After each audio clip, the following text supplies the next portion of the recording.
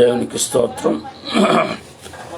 దేవాది దేవుడు నాకు ఇచ్చిన సమయం అవకాశం బట్టి ప్రభువుని స్తుతిస్తూ ఆయనకి స్తుతి స్తోత్రాలు సమర్పించుకుంటున్నాను.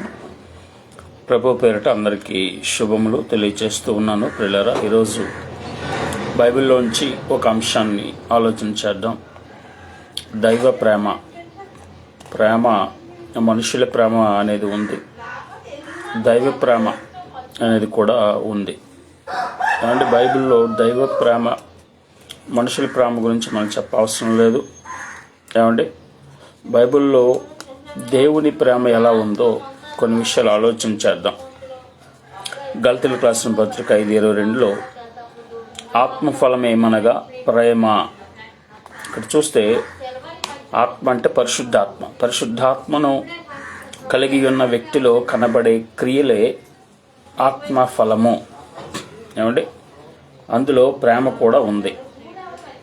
పరిశుద్ధాత్ముడు ఏ విధమైన ప్రేమ కలిగి ఉన్నాడో పరిశుద్ధాత్మను కలిగిన వాడు కూడా అదే విధమైనటువంటి ప్రేమను కలిగి ఉంటాడు. ఏమండి, దేవుని ప్రేమ మానవ ప్రేమ కంటే, మనుష్యుల ప్రేమ కంటే గొప్పది. 2 కొరింథీ పత్రిక 6:6లో చూస్తే పరిశుద్ధాత్మ వలన నిష్కపటమైన ప్రేమతో. చూడండి, పరిశుద్ధాత్మ వలన కలుగు ప్రేమలో ఏ స్వార్థము ఉండదు. అంటే పరిశుద్ధాత్మ దేవుని వలన కలిగే ప్రేమలో స్వార్థం అనేది ఉండదు. మానవ ప్రేమలో ఇచ్చిపుచ్చుకోవటం అనేది కనిపిస్తుంది. అంటే మేలు చేసిన వారికి మేలు చేయడం మానవ ప్రేమ. తనను ప్రేమించిన వారిని మాత్రమే ప్రేమించటం మనుషుల ప్రేమ. తన కుటుంబాన్ని ప్రేమించుకోవటం, ఇలా మొదలైనటువంటి ప్రేమ అనేది సాధారణ మనుషుల్లో కనబడుతుంది ప్రేమ. అయితే పరిశుద్ధాత్మ వలన కలిగే ప్రేమ అంతకంటే ఉన్నతమైనది. అది ఎలాంటిదో ఒకసారి లూకాసు వార్త 6వ అధ్యాయము 27వ వాక్యం నుంచి 36వ వాక్యం వరకు చూసినట్లయితే దేవుని ప్రేమ ఎలాంటిదని మీరు వినుచున్న మీతో నేను చెప్పినది ఏమనగా, మీ శత్రువులను ప్రేమించుడి, మిమ్మను ద్వేషించు వారికి మేలు చేయడి, మిమ్మల్ని హింసించు వారిని దీవించుడి, మిమ్మల్ని బాధపెట్టు వారి కొరకు ప్రార్థన చేయడి. నిన్ను ఒక చెంప మీద కొట్టువాని వైపుకు 2వ చెంప కూడా తిప్పము. నీ పైబట్ట ఎత్తుకుని పోవానికి నీ అంగీని కూడా తీసుకుని పోకుండా అడ్డగింపకము. నిన్ను అడుగు ప్రతివానికి ఇమ్ము. నీ సొత్తు ఎత్తుకుని పోవాని వద్ద నుండి దాన్ని మరలా అడగవద్దు. మిమ్మల్ని ప్రేమించి వారినే ప్రేమించిన యెడల మీకేమి మెప్పు కలుగును? పాపులను తమ్మును ప్రేమించిన వారిని ప్రేమించరు కదా. మీకు మేలు చేసిన వారికి మేలు చేసిన యెడల మీకేమి మెప్పు కలుగును? పాపులు కూడా అలాగే చేతురు కదా.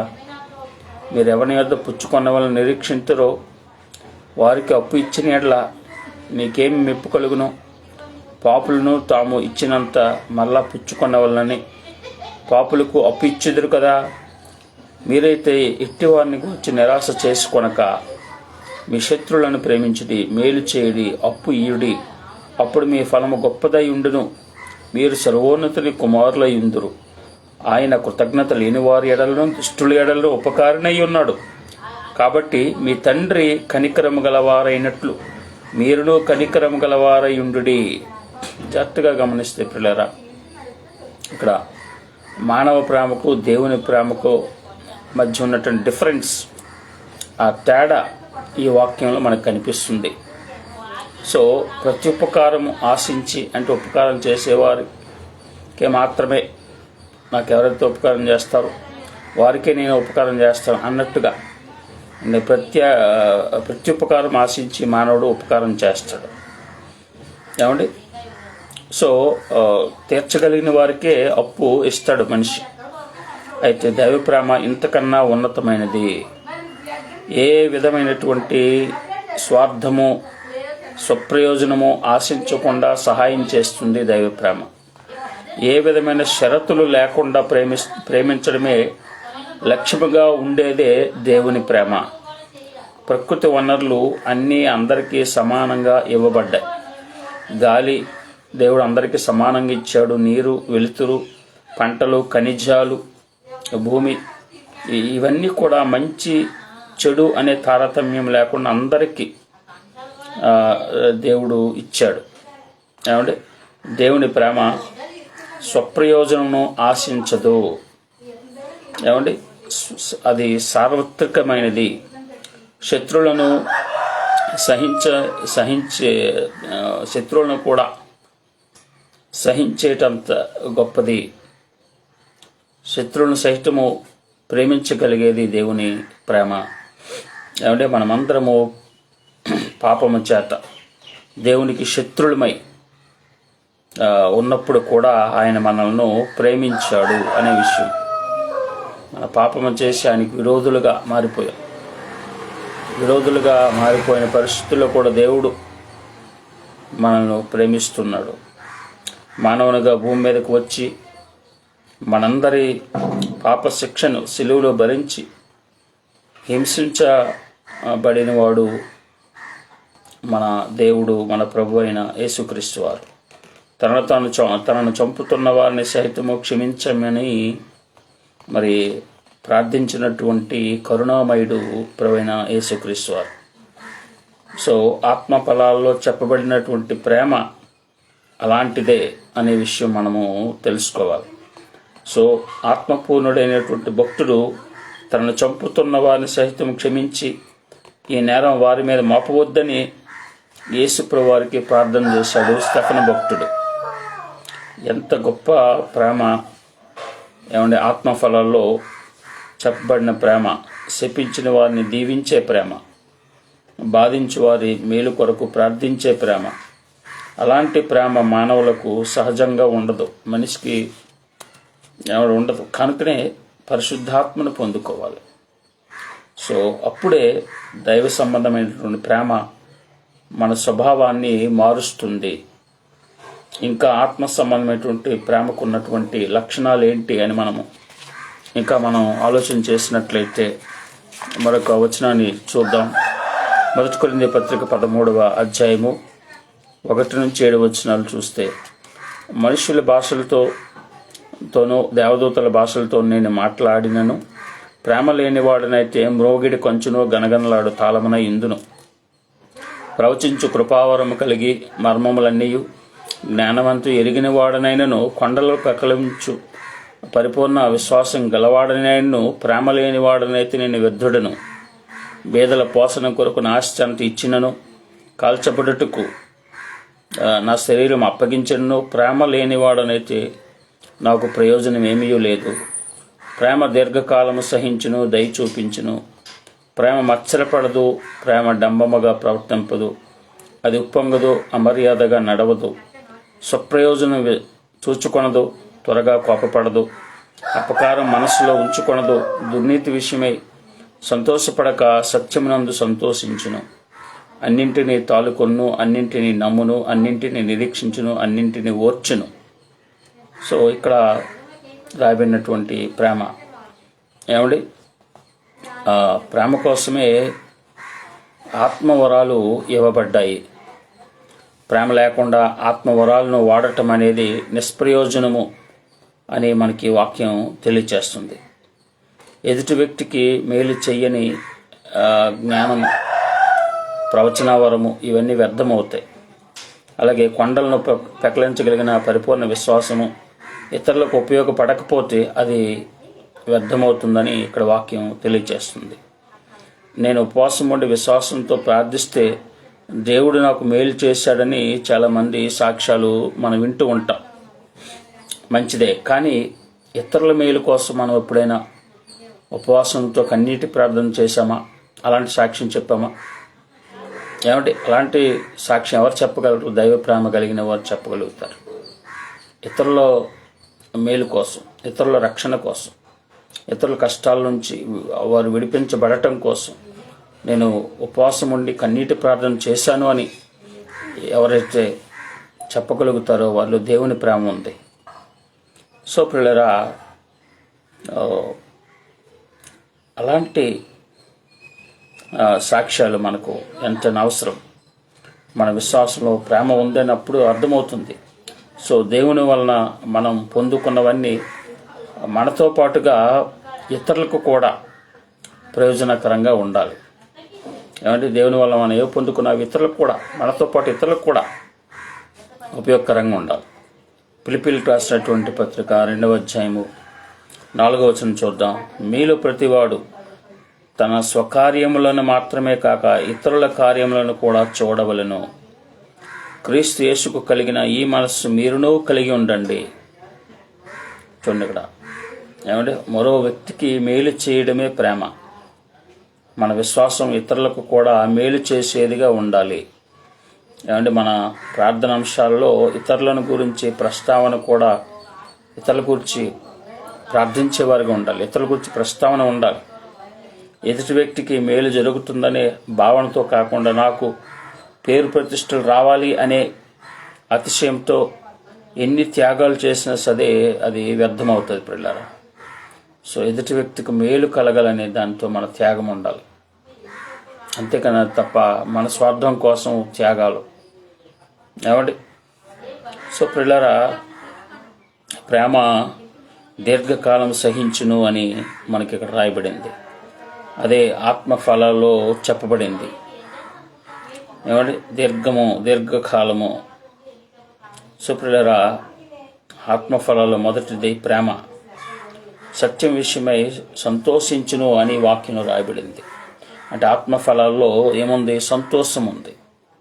సో ప్రేమ దీర్ఘకాలం సహించును అంటే దీర్ఘశాంతము ఆత్మఫలాల్లో ఉంది. దయ చూపించును అని ఉంది. దయాలత్వం అనేది ఆత్మఫలాల్లో ఉంది. ప్రేమ డంబముగా ప్రవర్తింపదు, అది ఉప్పొంగదు అని రాయబడింది. అదే సాత్వికముగా ఆత్మఫలాలు చెప్పబడింది. అలాగే అమర్యాదగా నడవదు, త్వరగా కోపపడదు ఆ ప్రేమ అని రాయబడింది. అదే సాత్వికముగా ఆత్మఫలాల్లో రాయబడింది. సో ప్రేమ కొరకు ఆత్మవరాలు ఇవ్వబడ్డాయి. అంటే ఆత్మఫలాల కొరకే ఆత్మవరాలు ఇవ్వబడ్డాయి అని తెలుసుకోవాలి. ప్రేమ అనేది ఆత్మఫలం, దైవ ప్రేమ ఆత్మఫలం. ఆత్మఫలాలు మన జీవితంలో ఫలించడం కొరకు ఆత్మవరాలు ఇవ్వబడ్డాయి. ఆ ప్రేమ ఆత్మఫలాలు ఉంది. ఆత్మవరాల యొక్క ఫలితము ఆత్మఫలాల్లో మనకు కనబడుతుంది. ఆత్మఫలాల్లో చెప్పబడినటువంటి ఇతర అంశాలలో మొదటిది ప్రేమ అనేది మనం తెలుసుకోవాలి. ఆత్మఫలాల్లో మొదటిది ప్రేమ అనే ఫలం. ఆత్మవరాలకు ఆత్మఫలాలకు కర్త ఒక్కడే కనుక రెండింటి ఫలితం ఒకేలా ఉంటుంది.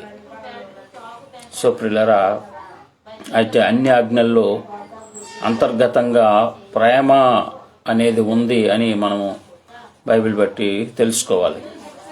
రోమీయులకు రాసిన పత్రిక 13వ అధ్యాయం 9వ వచనం చూసినట్లయితే, ఎలయనగా వ్యభిచరింపవద్దు, నరహత్య చేయవద్దు, దొంగెళ్ళవద్దు, ఆశింపవద్దు అనున్నది మరి ఏ ఆజ్ఞ అయినను ఉన్న ఎడల అది నిన్ను వలె నీ పొరుగువాన్ని ప్రేమింపవలెను వాక్యంలో సంక్షిప్తంగా ఇమిడి ఉన్నది.